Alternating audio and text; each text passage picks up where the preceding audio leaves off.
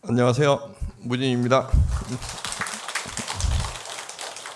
오늘 제가 말씀드릴 주제는 제가 생각하는 우리 불교. 그래서 우리 불교에서 나는 어떻게 살아야 될까? 제가 고민했던 것들, 그것을 조금 이렇게 요약해서 말씀을 좀 드릴까 하고 준비했습니다. 우리 불교가 2500년 전에 우리 부처님이시라는 분이 우리의 그 불교를 시작하셨잖아요. 그죠? 이때의 불교가 시작될 때 2500년 전에도 종교가 있었죠. 종교가 있었는데 불교가 불교일 수 있었던 이유, 불교가 다른 종교하고 달랐던 이유가 있어요. 핵심적인 게 있어요. 그게 뭐냐 하면 선행, 선과예요.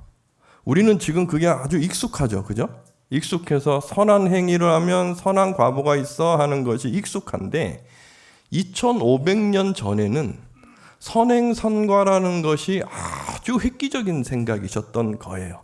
부처님만의 정신이었던 거고. 그러면 그때 있었던 종교들은 선행선과가 아니었을까? 개념이 달랐죠. 선행이라는 것이. 2500년 전에 있었던 모든 종교, 전 세계에 있었던 종교도 그렇고 인도도 그렇고 모든 종교는 사람이 기댈 수 있는 아주 강한 신에게 기대는 것이 선한 것일 수 있었던 거예요. 선이라는 것이. 그래서 지금도 어떻게 보면 그렇죠. 어떤 타 종교를 비방하는 게 아닙니다. 그냥 하나의 현상으로 봤을 때. 지금도 보면 중동에서 어떠한 강한 힘이 약한 힘을 지배하는 것이 꼭 일반화된 것처럼, 그죠? 그것이 종교라는 이름으로, 내가 믿는 신이라는 이름으로 정당화되는 거죠.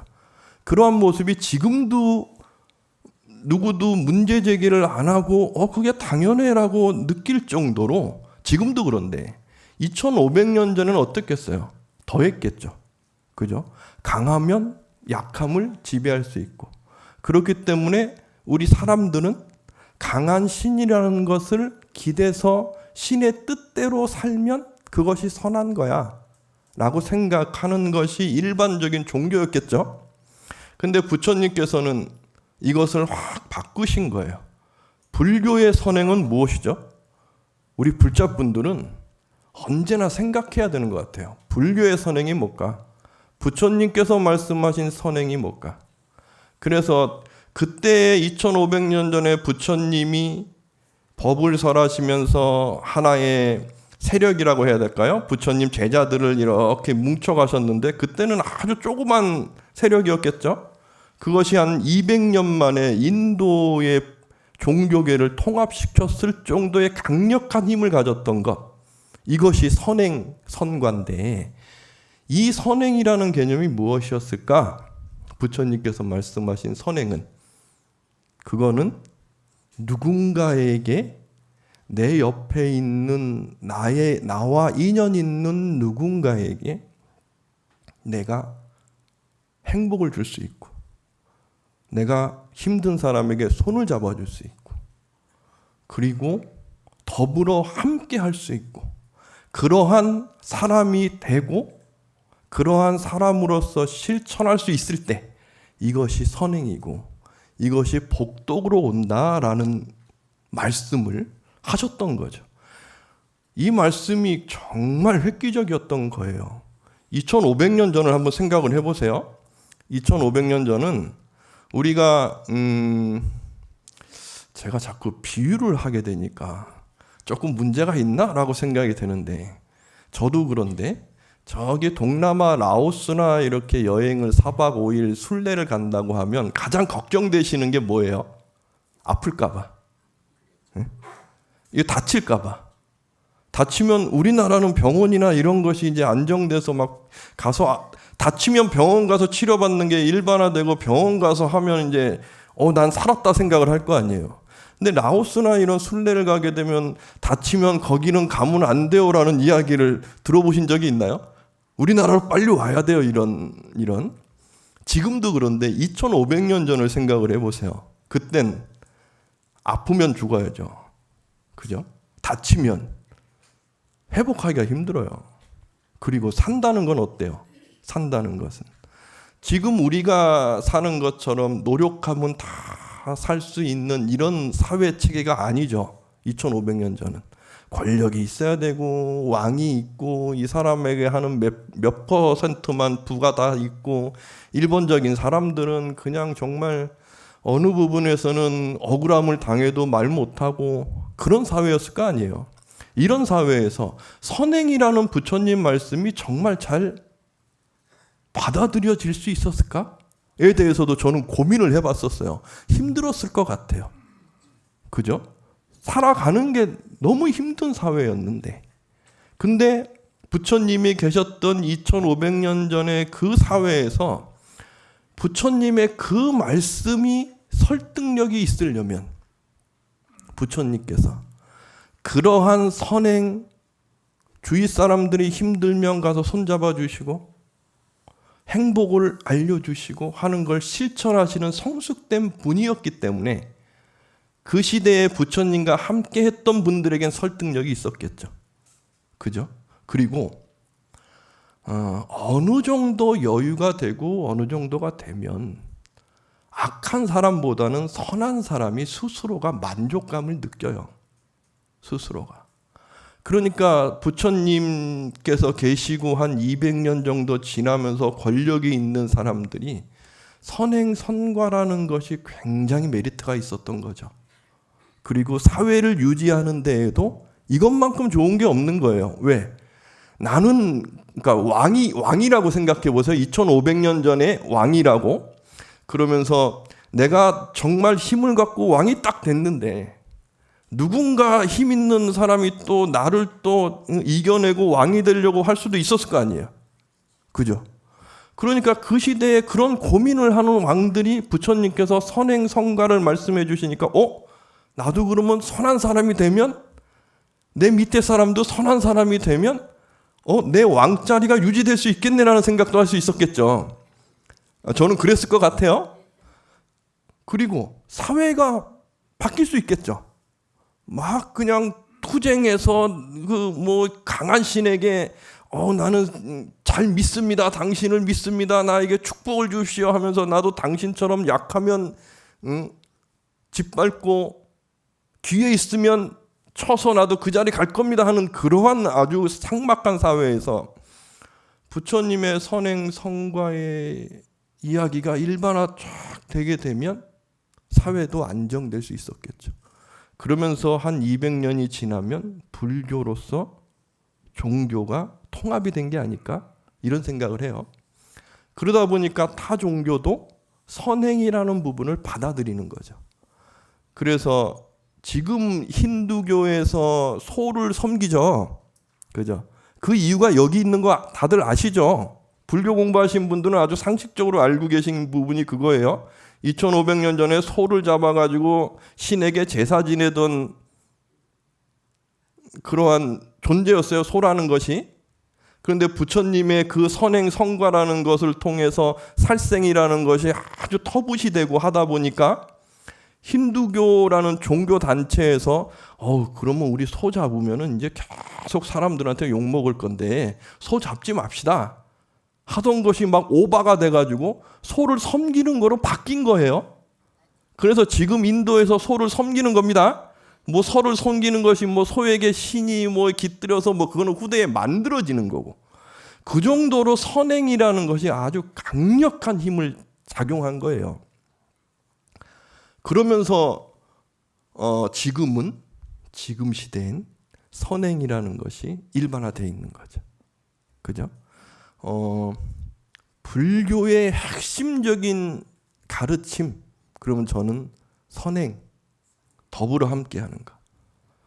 절에 와서 열심히 기도했는데 밖에 나가서는 얼굴에 인상을 팍 쓰고 있고 주위 분들에게 야야 하고 있고, 예전에는 그런 거 저도 많이 봤는데요. 절에 오면 큰 보살 그래가지고 그 보살님이 딱 그 불단에 딱 지키고 서서 공약물 좀 올리려 그러면 야 너 지금 왔는데 지금 저거 아무나 올리는 거 아니야 막 그런, 예전에 그런 모습도 있었어요. 우리 무상상 그렇지 않겠죠? 부처님 불단에 누구나가 공약물 올릴 수 있는 건데 그러한 막 권력을 쥐려고 하는 모습들, 이것이 악행입니다. 우리 불자분들은 내 주위에 나의 행위를 통해서 즐거움을 주고 행복을 줄 수 있는 것이 복을 짓는 행동이야 라는 것이 일반화되어 있어야 돼요. 이것이 부처님 말씀이야 라는 것이, 이것이 법이야 하는 것이, 타 종교랑 다른 이유가 여기 있는 거예요. 타 종교는 제가 타 종교에서 좀 혼날지 모르겠는데 타 종교는, 신을 믿는 종교는 신에게 잘 보이는 것이 선행인 거예요. 그 주위 사람들에게 내가 어떻게 하건 이것이 중요한 게 아닌 거예요. 신의 뜻대로, 신이 원하는 대로. 그래서 이분이 힘든 게 무엇인지 중요한 게 아니에요. 신의 뜻대로 전도하고 이거 신을 믿어, 이게 먼저인 거예요. 근데 우리 부자분들은 부처님 말씀을 가르치는 게 먼저가 아닌 거예요. 무엇이 먼저죠? 선행이 먼저인 거예요. 이것이 부처님 가르침인 거죠. 이것이. 물론 우리 불교가요, 부처님이 열반하시고 부처님 법을 이렇게 말씀으로써 지키신 분들은 누구시죠? 비구, 500비구. 그 시대의 500비구면 어떤 분이었겠어요? 지식층이죠. 최고의 지식층. 그분들이 법을 결집했으니까 그 말씀은 어떤 말씀이 거의 남았겠어요? 부처님 말씀하신 선행에 대한, 이것이 어떠한 마음으로 작용을 하고 어떻게 하고, 그러면서 탐진치 삼독을 어떻게 꺼나가고, 그러면서 나의 경지가 어떠하게 가고 마음은 어떻게 되고 하던 것을 결집을 하셨겠죠. 그분들은 출가자시니까. 어떻게 보면 제가 출가해서 처음 저도 공부하는 것이 법을 공부하잖아요. 그렇게 됐듯이. 그러니까 그러한 법이 먼저 결집이 되다 보니까 저는 개인적으로 그런 생각을 해요. 정말 먼저 앞서고 정말 부처님께서 보여주셨던 것은 성숙된 한 사람으로서 부처라는 경지에 이르렀던 분이 주위 사람들에게 어떻게 행하시고 어떻게 행복을 전하시고 어떻게 삶을 유지하셨는지, 그 시대의 종교계의 최고의 지도자였던 고따마 시달타라는 부처님이 세존으로서, 스승으로서 그 맨발로 다니면서 그 힘든 분들, 사람을 가린 게 아니고 어려운 분들도 손잡고 도움을 요청하는 모든 분들에게 손을 내밀었던 이 모습, 이것이 정말 중요하게 경전의 중심이 됐어야 되는 건데, 이 500비구라시는 이 아라한 분들이 법을 결집하니까 법의 내용이 먼저 중요하게 됐겠죠 라는 생각을 저는 합니다. 그러나 대승불교가 일어나면서, 대승불교는 어떻게 보면 이러한 불교예요. 그러한 잘나신 분들의 불교 말고 정말 실천하셨던 부처님의 모습을 봅시다 하면서 나온 것이 대승불교죠. 그러면서 이 불교가 우리나라로 쫙 전래가 된 건데 10년 전에요. 이렇게 5년에 한 번씩 이렇게 인구 리서치라고 조사를 해요. 종교인 비율 같은 걸 조사를 하는데 10년 정도 전에 천주교 신자분들이 200만이었어요.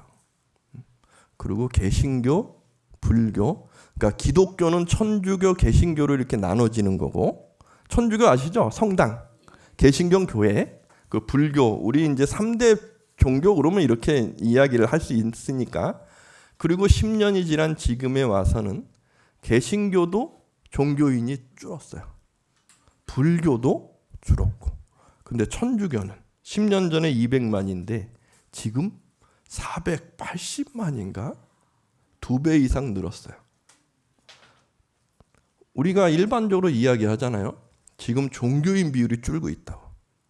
젊은 분들은 종교라는 것이 의미가 없어지는 사회가 돼가고 있다고. 그런데 천주교는 왜 늘었을까요? 이런 생각 안 해보셨나요? 왜 늘었을까요? 이유는 저는 그래요. 이건 제 생각입니다. 저도 이제 60 제가 이렇게 보시기에 한 30대로 보이시지만 60대를 향해 이렇게 가고 있는데 지금 저에게 가장 행복한 게 뭘까요? 저도 출가할 땐 정말 도노해서 한생 태어나지 않았어라고 해서 진짜 깨달음을 얻어갖고 이게 꿈이었는데 지금은 조금 바뀌어 있어요. 공부하면서 부처님의 원래의 말씀이 이런 거 아니었을까? 조금 복잡할 수 있으나 불교가 이렇게 중국으로 넘어오면 선불교가 이렇게 부흥하면서 선이라는 것 자체가 깨달음과 함께 되면서 도노 깨달음이 강조된 불교, 그것이 이제 동부가 중국 불교였었고 저는 조금 그런 것에 비판적인 시야를 요즘엔 갖고 있습니다. 저는요. 이거는 좀 전문적으로 공부를 하면서 이야기해야 되니까 여기까지만 말씀을 드리고 저도 그러한 생각이 아주 강했었는데 요즘에 와서 어떤 계기가 있었냐면 우리 은사 스님께서 입적을 하셔서 우리 요즘의 분들은 이렇게 생이 다 하시면 장례시장에서 다 하시잖아요. 그죠? 근데 우리 불교에서는 입적하시면 그래도 옛 전통이 있어서 우리 절에 모셔서 제가 입관이라고 해야 되나요? 하시기 전에 제가 다 이렇게 닦아드렸거든요. 이렇게 그러면서 너무 느낀 게 많았어요. 너무 이렇게 시간이 지나면 지날수록 계속 느끼는 것이. 그러면서 지금은 그런 생각을 해요. 깨닫는다는 것이 무엇일까? 부처님께서 말씀하신 깨달음이라는 것이 어떤 의미일까? 그러면서 지금은 제가 확고해요. 저의 깨달음은 탐진치 삼독이 꺼졌을 때라고 생각해요. 그리고 그것이 내가 확인되는 것은 제가 성숙돼서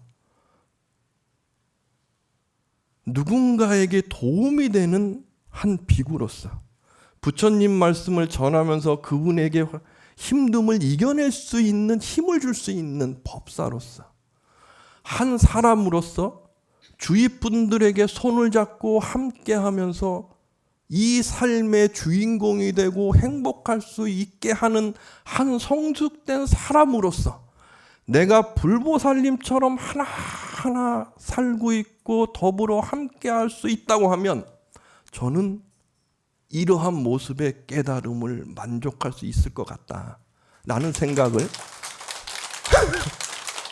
지금은 하고 있어요. 우리 은사 스님 입적하셨을 때 제 너무나 큰 어떤 울림으로 오면서 물론 그 전에도 고민을 하고 있었으나 그러면서 그런 생각을 계속 해요. 뭐냐 하면 우리가 이렇게 뵈니까 이런 말씀 드리면 욕을 먹겠으나 저는 그렇습니다. 이제 한 60을 바라보고 있고 그 이상이 되면 어떤 마음 자세가 정말 필요할까요? 이제 다음 생 준비해야 되는 거 아닐까요? 불교는 윤회합니다. 제가 진짜 또 이 비교하면 안 되지만 윤회가 없어라는 이야기도 있고 하는데 불교가 윤회가 없으면 불교가 아닙니다. 이거는 정말 부처님 말씀을 제대로 안 본 거예요. 다만 무엇이 다른 거냐? 2500년 전에 부처님께서 윤회를 말씀하기 이전에 윤회가 있었어요. 이때의 윤회는 신과 함께하는 윤회예요. 신이 세상을 창조했는데 인간에게도 그 신성이 있어서 영혼성이 있고 이것이 어떻게 신과 함께 하느냐 하는 아주 차원이 높은 윤회의 개념도 있었고 이게 실체라는 거, 내 안에 아트만 이런 개념인 거고 또 뭐 이렇게 순환하듯이 하는 윤회도 있었어요. 근데 부처님께서 말씀하신 윤회는 그런 윤회가 아니에요. 윤회라는 단어는 같고 돌고 돈다는 부분에서는 같을 수 있으나 부처님의 윤회는 무엇이 다르죠? 이것은 불자라면 누구나가 다 가슴에 딱 갖고 있어야 돼요. 불교의 윤회는 고정된 실체가 없어요. 그럼 무엇이 윤회하느냐? 무명이 윤회하는 거예요. 무명이. 연기하시잖아요. 연기. 무명에 의해서 모든 행식이라는 마음이 쫙 나오고 태어나고 죽음이 나오죠. 그 무명. 있어 없어라는 착각을 하게 하는 그 무명. 그것에 의해서 연기로서 우리는 윤회하는 겁니다. 연기로서. 그렇다고 한다면 금강경 다 아시죠? 금강경에 제가 참 금강경을 독송했는데 사람들에게 질시를 받고 욕을 먹고 하는 것은 악업이 너무 커서 큰 악업을 받아야 되나? 금강경 독송의 공덕으로 이만큼이야 라는 말씀이 금강경에 있죠. 네. 그것은 무엇이냐 하면 금강경에서 아주 강조하는 이야기가 있죠. 부처님께서 이것이 아님을 알기에 이것이야 라는 말씀하시는 거고, 그리고 보살님은 공덕을 아님을 알기에 공덕에 집착하지 않으시고 모든 것을 펼치고 계셔 이 말씀하시죠. 즉 고정된 게 없는 거예요. 고정된 게 없담을 알면 내가 누군가에게 손을 잡아주는 것이 복을 짓기 위해서 아니면 나에게 이익이 되기 위해서가 아니고 나의 마음에서 자연스럽게 흘러나오는 모습일 뿐인 거예요. 거기에 집착하지 않는 거죠. 그러한 공덕이 쌓이고 쌓이면 전생에 지은 업력이 아무리 지극해서 우리는 업을 받아야 됩니다. 그렇게 나에게 받으러 왔으나 이분이 정말 보살님처럼 보살행을 하나 보살행이 어떤 것이야라고 규정되는 게 아닌 것을 알기에 삶 자체가 보살행을 알고서 그냥 실천하고 계시고 마음으로서 펼치고 계시다고 하면 전생에 정말 때려야 될 분이 눈앞에 있으나 때리겠어요? 에이 하고 가겠죠. 그렇지 않을까요? 이것이 불교의 윤회인 거예요.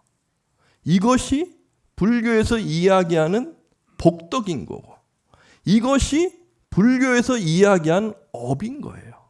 나의 삶인 거고. 그죠? 그리고 또 하나. 우리가 시간이 다 되면 많이 들어보셨을 거예요.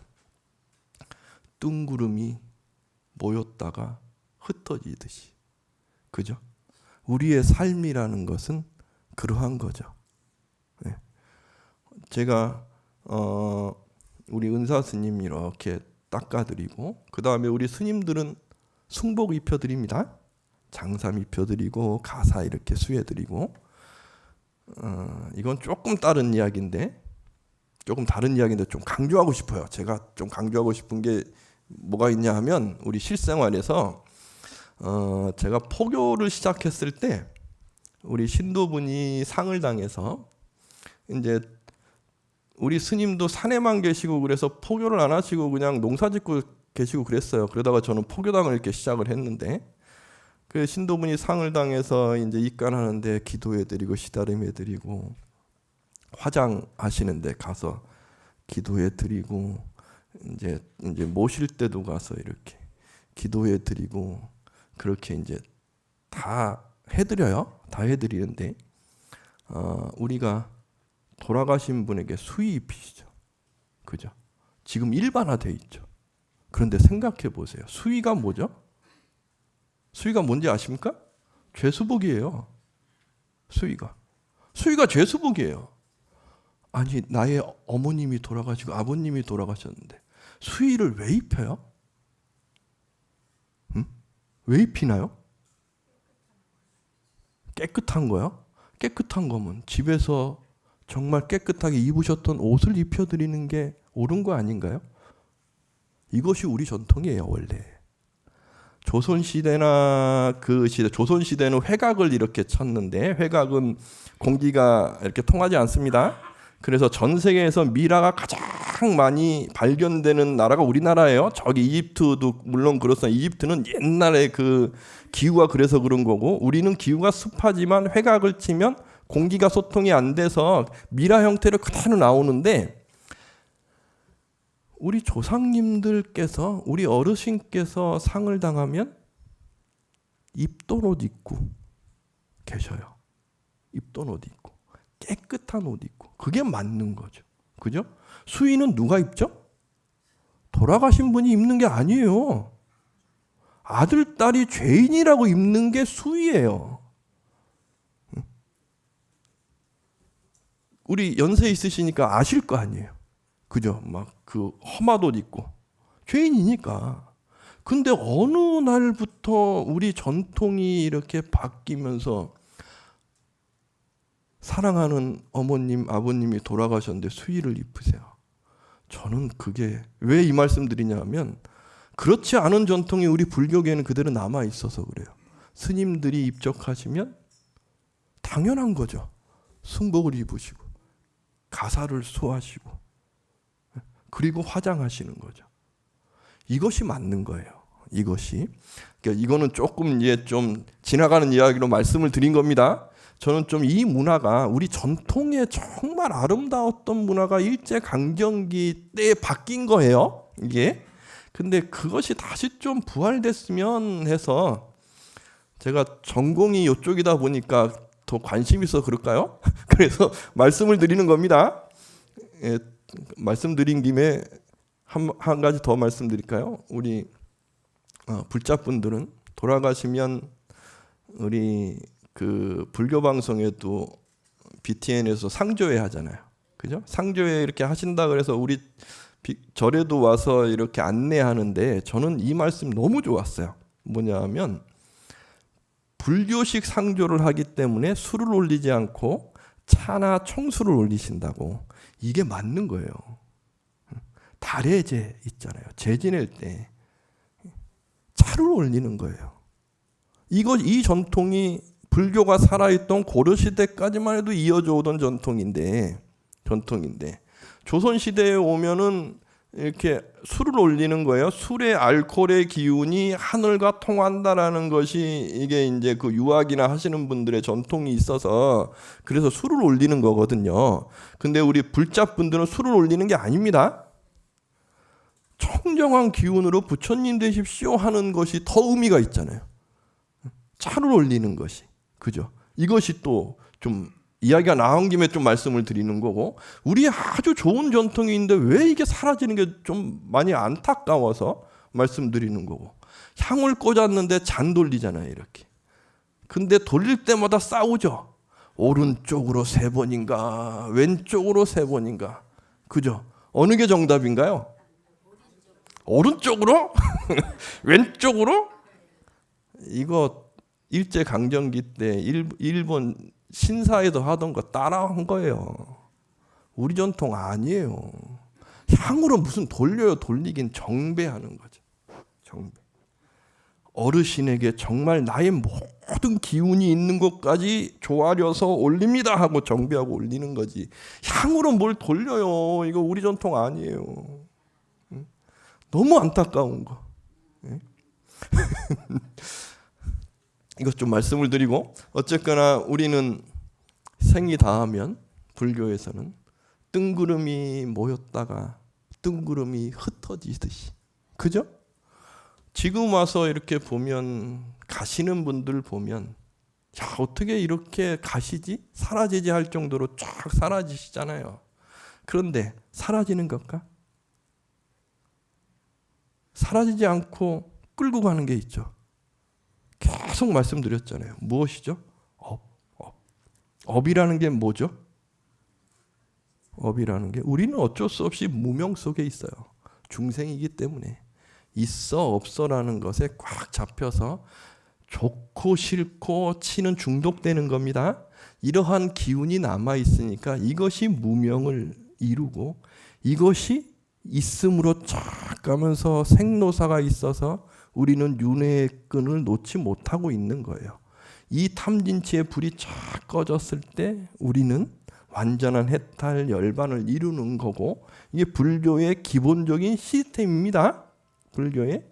그렇듯이 우리는 뜬구름이 모여서 형상을 이루고 아들이 되고 누가 되고 이렇게 왔다가 뜬구름이 닿으면 가는 거예요. 그죠? 이렇게 가셨을 땐 우리 아버지, 어머니 다 가셨는데 아버지, 어머니께서는 이미 나에게 구름을 남겨놓고 가셨죠. 그래서 또 시작하고 계셔요. 그분들께서는 시작하고 계시지 돌아가신 게 아니고 죽은 게 아닌 거예요. 불교에서는. 그분이 이렇게 우리 아버님, 어머님이 돌아가셔서 슬퍼요. 나의 기억이 슬픈 거지. 돌아가신 분은 슬플까요? 기쁠 수 있습니다. 이제 다시 시작하네. 이제 하고. 그렇죠? 그러면 나는요. 나는 어떻게 갈 것이냐 이거죠. 어떻게? 나의 업은 분명히 나의 색이라는 것이 모였다가 흩어져서 끝나면 나의 업은 나를 끌고 가서 저도 아직 무명 속에 있으니까 다시 시작할 건데 어떻게 시작할 것이냐. 이러한 고민을, 이러한 준비를 저는 계속 시작한 지가 이제 우리 은사 스님 뵈면서 준비하고 있어요. 얼마 전에 어디에서 이렇게 봤더니 어떤 아주 사회적인 위치에 계시는 의사 선생님께서 죽음에 대해서 이야기하시면서 죽음은 없어 이야기하시는 이렇게 프로에 이야기하시는 분 이렇게 봤어요. 보면서 저는 느꼈어요. 야, 이게 삶에 얼마나 집착이 많으면 죽어서 세상에 있고 싶을까? 이집트 가보셨나요? 우리 신도분들하고 이집트 순례 1월 달에 갔는데 가서 저는 너무나 많은 느낌을 받았어요. 그 사람들이 얼마나 죽기 싫었으면 그 신전을 만들어서 나 여기서 살 거야. 다음 생이 있어 이렇게 살 거야. 이 집착 속에 빠졌었을까? 그 집착이 있으니까 지금 이집트에 유물이 있어갖고 그 후대들은 먹고 살겠으나 그 당사자는 죽을 때 얼마나 괴로웠고 얼마나 두려웠을까? 얼마나 두려웠으면은 나의 흔적을 만들고 싶고 신에게 기대해서 나도 신이 될 겁니다. 뭐 합니다. 이러한 괴로움 속에 갔을까라는 생각이 들었어요. 나의 뜬구름이 흩어질 때, 나의 시간이 다가왔을 때 괴롭지 않고 두렵지 않으려면 어쩌면 될까요? 내가 지금도 내 주위에 있는 모든 사람들에게 선행을 베푸는 사람으로 있다고 한다면 나의 뜬구름이 모여서 흩어질 때 그 하늘에는 선행이라는 무지개가 펼쳐져 있을 거예요. 이것은 내가 주인공으로 만들 수 있는 무지개예요. 그래서 나의 구름이 흩어졌을 때 저도 시간이 다 돼서 가면 저의 모든 물건이나 모든 것을 정리해주고 저에게 와서 그래도 아이고 무진 스님하고 절이라도 하실 분들이 계실 거 아니에요. 그분들이 저의 뜬구름이 왔다가 흩어지는 것만 기억할 것인가? 아니면 내가 선행으로서 펼쳐놓은 무지개를 기억할 것인가? 그 무지개는요. 나의 뜬구름이 모였다가 흩어져도 나를 기억하는 사람이 있을 때는 언제나 펼쳐져 있는 나의 주인공으로서 이 세상에 선행을 한 모습으로서 펼쳐져 있을 거거든요. 그렇잖아요. 그러면 나는 무엇을 준비해야 될까요? 부처님이 말씀하신 것처럼 선행이죠. 선행. 그러면 당연히 선과로서 오는 것은 이것이 아님을 알기에 이것이라 이야기하는 것처럼 자연스럽게 펼쳐지는 거예요. 선과는 펼쳐지는 거예요. 선과에 대해서 고민할 거 하나도 없어요. 다만 내가 지금 어떻게 어떻게 선행의 무지개를 펼치고 있는가가 가장 중요한 거죠. 그렇지 않을까요? 이것이 부처님의 말씀의 핵심이라고 한다면 내가 어떻게 불보살님처럼 부처님처럼 지금 이 순간순간에 주위 사람들에게 행복을 전해줄 수 있는 사람일 수 있을까? 힘든 사람에게 손을 내밀면 그 사람에게 힘이 돼줄 수 있는 사람일 수 있을까? 이것이 불교로서 핵심이 돼야 되는 거죠. 부처님께서 모든 법의 핵심으로 말씀하신 선행, 선과의 선행이 지금 일반화되어 있을까? 이거에 대해서 고민해야 되는 거 아닐까? 라는 생각을 해요. 저부터도 이런 말을 하지만 부끄럽습니다. 저도 선행을 하고 있나? 이거에 대해서 언제나 반조하고 반성하거든요. 반성하고 반조한다는 그 자체만으로도 저는요, 내가 지금 부족하고 모자르지만 내일 누군가에게 힘이 될 수 있는 성숙한 사람이 될 거라는 희망을 갖고 살아가거든요.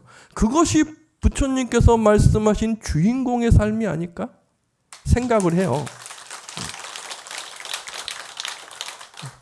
진정한 주인공의 삶, 진정한 깨달음의 삶이라는 게 어떤 것일까? 그런 생각을 하거든요. 우리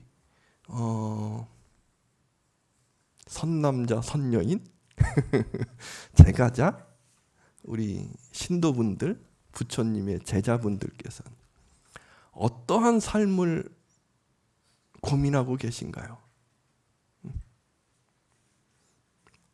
지금 이 순간에는 내가 어떠한 선행으로서 불보살님으로서 살아갈 것인가?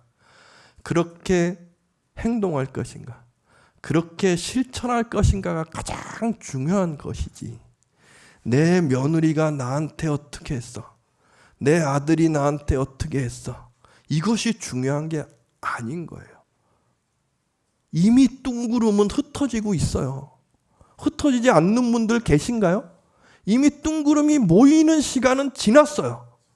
흩어지고 있는데 뚱구름이 모여서 시작되는 누군가에게 이거 아니야 저거 아니야 지적질하는 것이 무슨 의미가 있냐고요.